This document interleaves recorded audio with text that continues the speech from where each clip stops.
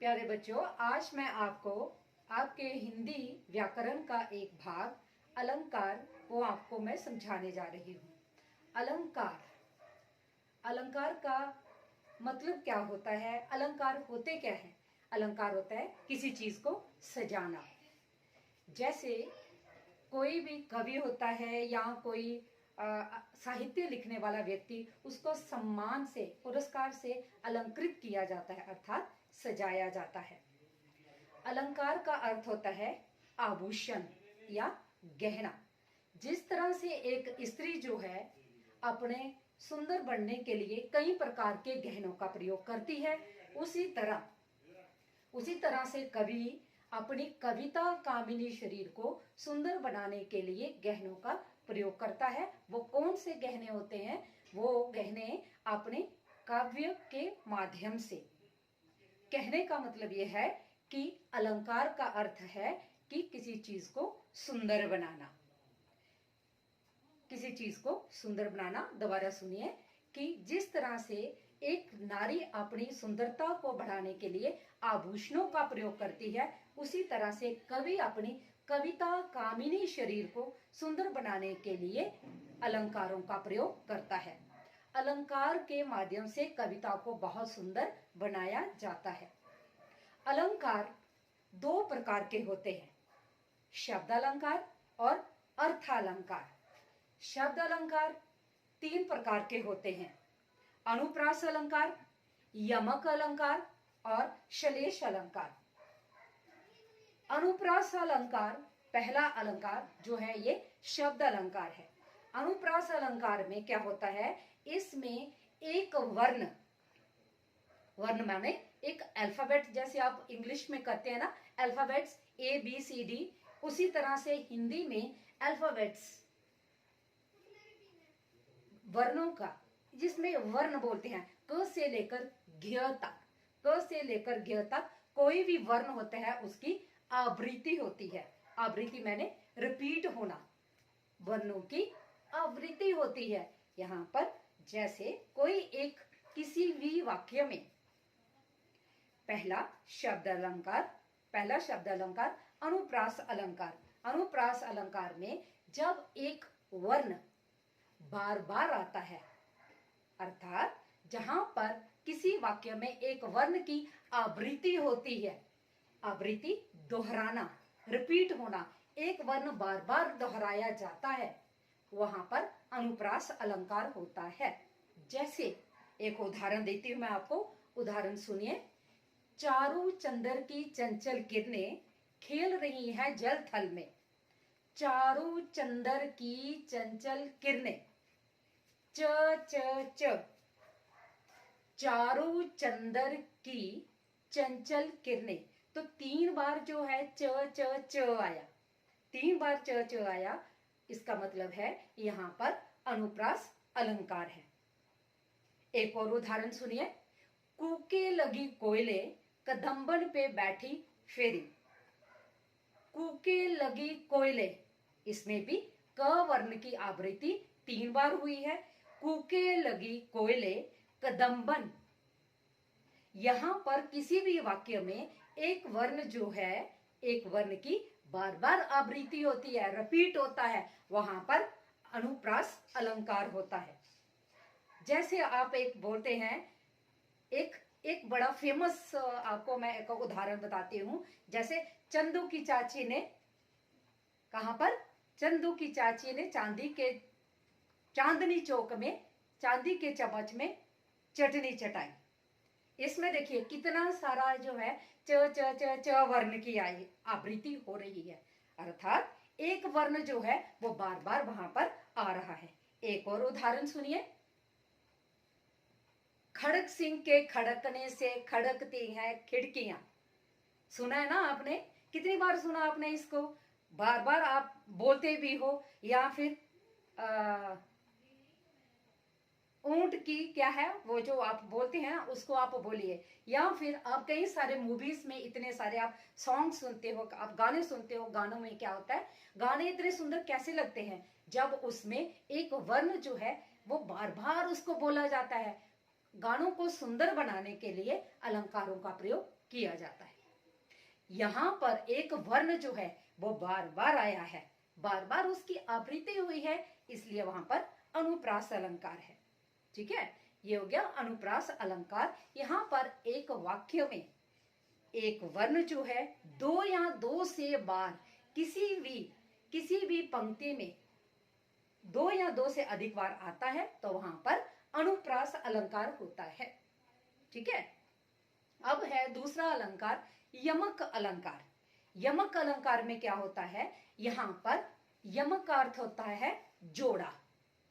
जोड़ा मतलब दो चीजें, यमक का अर्थ होता है जोड़ा।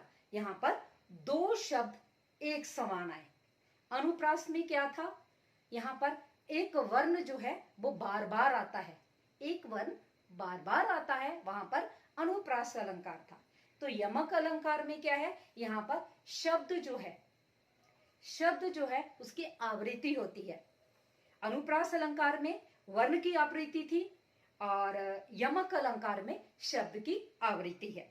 आवृत्ति माने रिपीट होना, वर्ण जो है वो बार बार आता है और यमक अलंकार में शब्द अलग अलग बार बार आता है। जैसे यमक अलंकार में जैसे काली घटा का घमंड घटा, काली घटा का घमंड घटा, ये इसका उदाहरण है यमक अलंकार का कि काली घटा, घटा क्या होती है, घटा होती है काली घटा बादल, घमंड घटा, घटा मैंने कम होना। यहाँ पर किसी वाक्य में दो शब्द जो है एक समान आते हैं, एक जैसे आते हैं, परंतु उनके अर्थ में भिन्नता होती है। यहाँ पर शब्दों के अर्थ में भिन्नता आती है। भिन्नता मतलब शब्द तो एक जैसे हैं, शब्द एक समान है, परंतु उनका अर्थ जो है वो अलग अलग है, इसलिए वहां पर यमक अलंकार है। ठीक है, तीन वेर खाती थी वे, तीन वेर खाती है, ये भी इसका उदाहरण है। तीन वेर खाती है वे, तीन वेर खाती है, कि वो वेर जो है, वेर एक फल का नाम है, कि तीन बार वो तीन वेर खाती है और तीन बार ही खाती है, तीन बार खाती है वो, ये हो गया यमक अलंकार।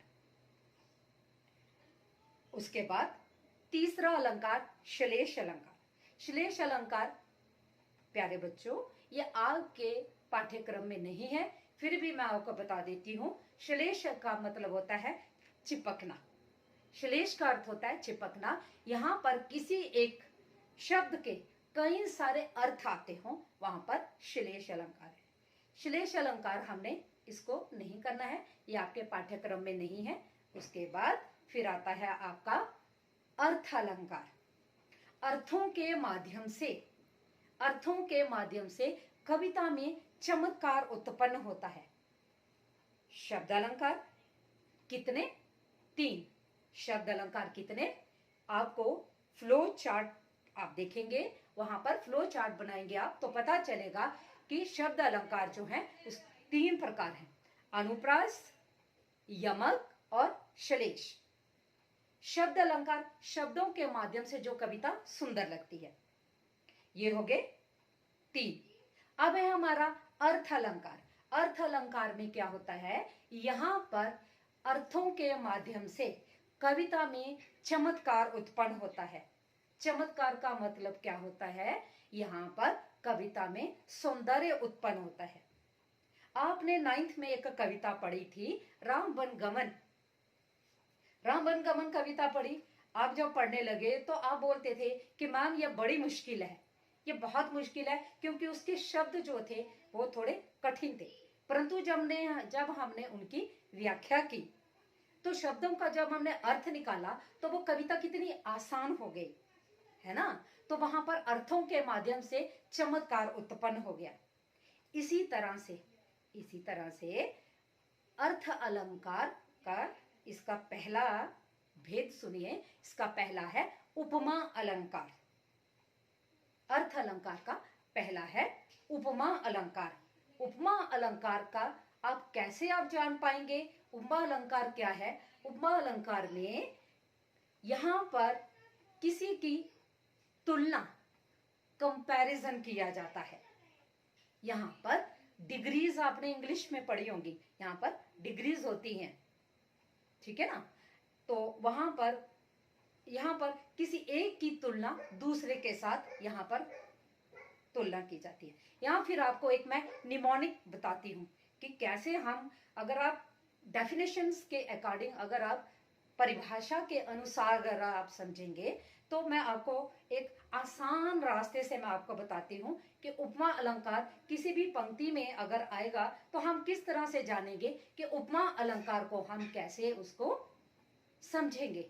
कि पेपर में अगर आपको आता है कि अलंकार छांटिए, उपमा अलंकार आपने कैसे करना है कि उसमें निमोनिक्स हैं सा, सी, से, सरिस, सम, समान। स वाले शब्द सा, सी, से, सरिस, सम, समान, और इनके बीच में या योजक चिन्ह आए, इनके आगे योजक चिन्ह आए तो वहां पर उपमा अलंकार होता है, ठीक है। इनके आगे उपमा अलंकार होता है।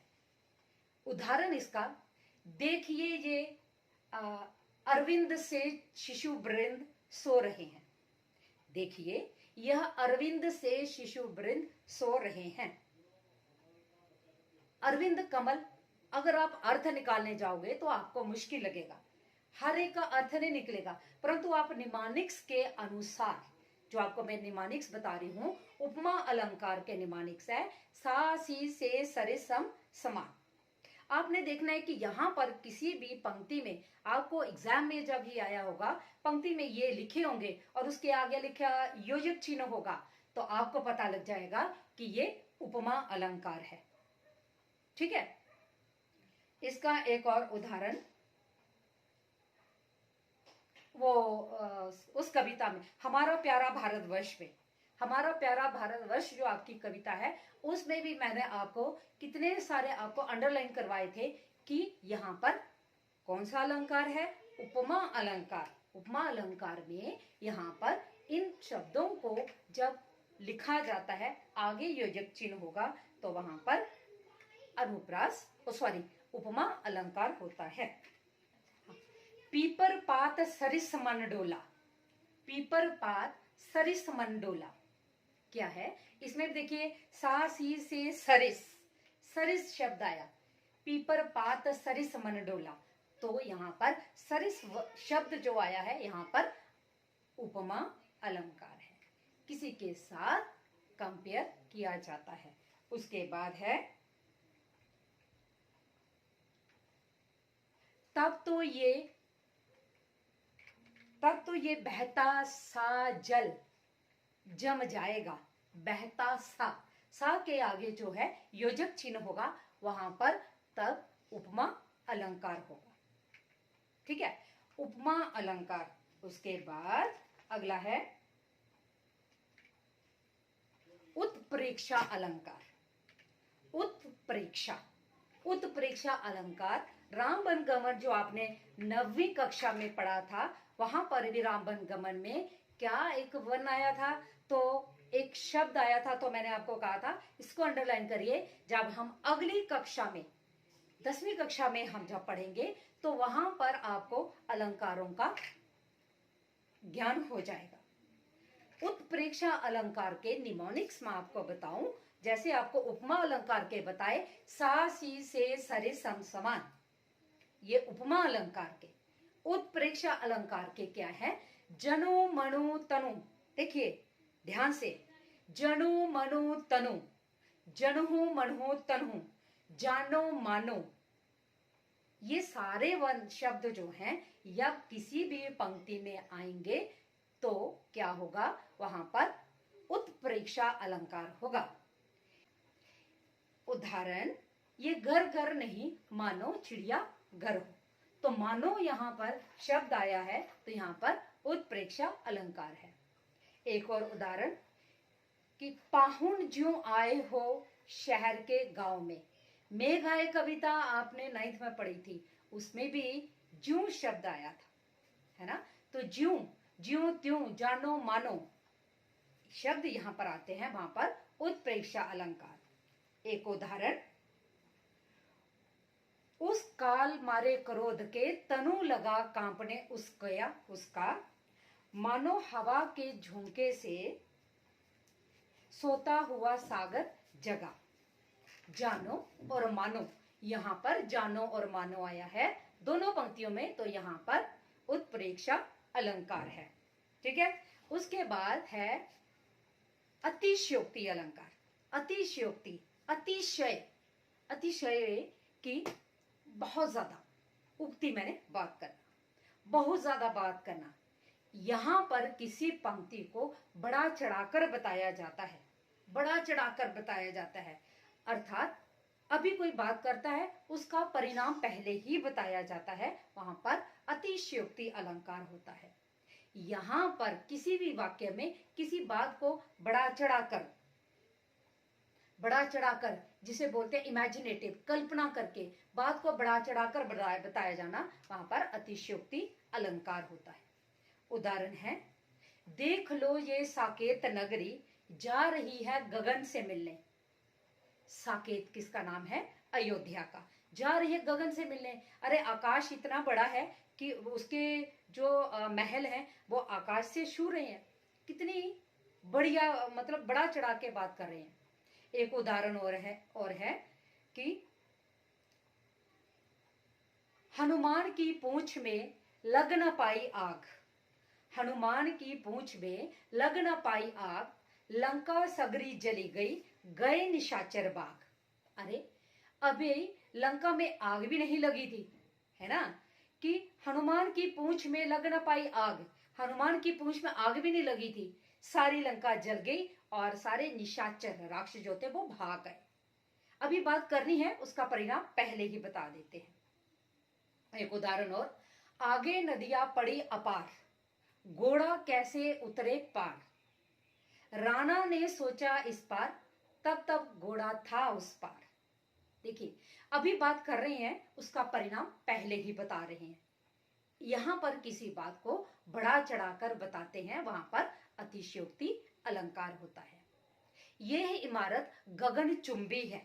गगनचुंबी, आसमान को छूने वाली, ये बात भी बढ़ा चढ़ाकर बताई गई है। ठीक है। अब है आपका रूपक अलंकार। रूपक अलंकार में क्या होता है, यहां पर दो वस्तुओं को एक समान बनाने के लिए, दो वस्तुओं की समानता करने के लिए, दोनों को एक समान बनाने के लिए एक जैसा किया जाता है। किसी एक बड़ी चीज को छोटी के साथ मिलाना, जब छोटी चीज को बड़ी के साथ मिलाने के लिए दोनों को एक समान किया जाता है, वहां पर रूपक अलंकार होता है। ठीक है। इसका एक उदाहरण देते हैं, मैया मैं तो चंद्र खिलौना लीन हूं। मैया मोरी मैं तो चंद्र खिलौना ली हूं। मां मुझे चांद रूपी खिलौना लेना है। तो ये देखिए, खिलौना लेना है उसने, तो कौन सा? चांद रूपी। तो क्या है, उस खिलौने को चांद के समान बना दिया। छोटी चीज को बड़ी के साथ कंपेयर करने के लिए दोनों को एक समान बनाया जाता है, वहां पर रूपक अलंकार होता है। एक उदाहरण और सुनिए, आए महंत वसंत। आए महंत वसंत। महंत कौन होते हैं? पुजारी। बसंत इतना बड़ा ऋतु, मौसम, उसके साथ जोड़ा गया है, आए महंत वसंत। चरण कमल बंदो हरि राई।